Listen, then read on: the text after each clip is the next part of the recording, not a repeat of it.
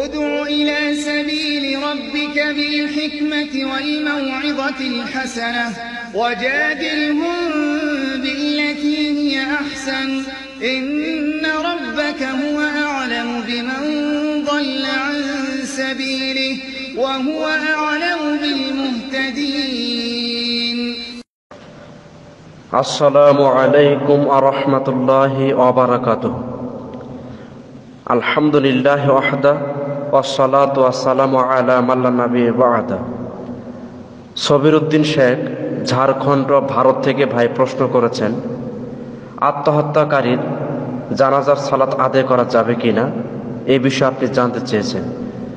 জি, সবিরউদ্দিন শেখ ভাই খুবই সুন্দর প্রশ্ন করেছেন।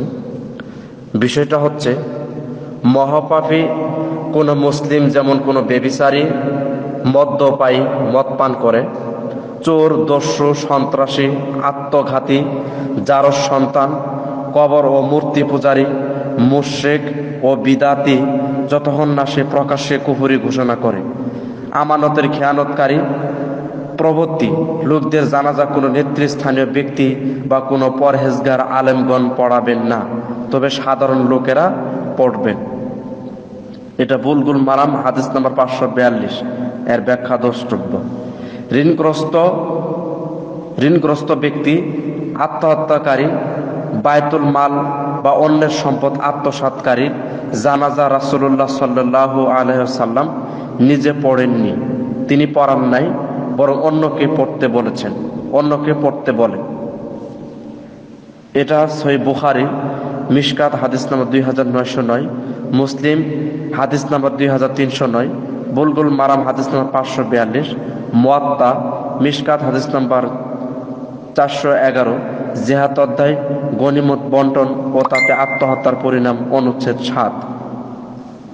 এটি ছিল তার পক্ষ থেকে অন্যকে আদব শেখানোর জন্য। ইবনু মাজা 1526, জানাজ অধ্যায় 6, অনুচ্ছেদ 31, সালাত অনুচ্ছেদ 31। এই জন্য রাসূলুল্লাহ সাল্লাল্লাহু আলাইহি ওয়াসাল্লাম কোনো ঋণগ্রস্ত, আত্মহত্যাকারী, বায়তুল মাল থেকে বা অন্যের সম্পদ আত্মসাৎকারীর জানাজা তিনি পড়াননি, বরং অন্যকে পড়তে বলেছিলেন, কারণ এটা ছিল তার পক্ষ থেকে আদব শেখানোর জন্য।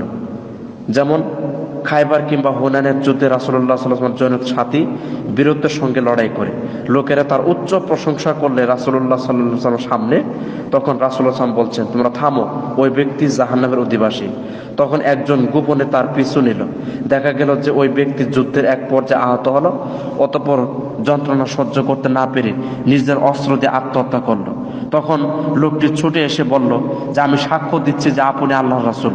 তখন রাসূলুল্লাহ সাল্লাল্লাহু আলাইহি ওয়াসাল্লাম সবাইকে ডেকে বললেন, সত্যিকার মুমিন ব্যতীত কেউ জান্নাতে প্রবেশ করবে না। মনে রেখো, অনেক লোক জান্নাতে আমল করে কিন্তু মৃত্যুকালে, মরণকালে জাহান্নামী হয়ে যায়।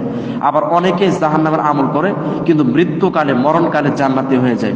অতঃপর তিনি বললেন যে, ইন্নাল্লাহ ইউআইদু হাযাদ দীনা বির রুজুলি ফাজিলি, নিশ্চয় আল্লাহ এই দিনকে সাহায্য করেন অনেক পাপী লোকের মাধ্যমে।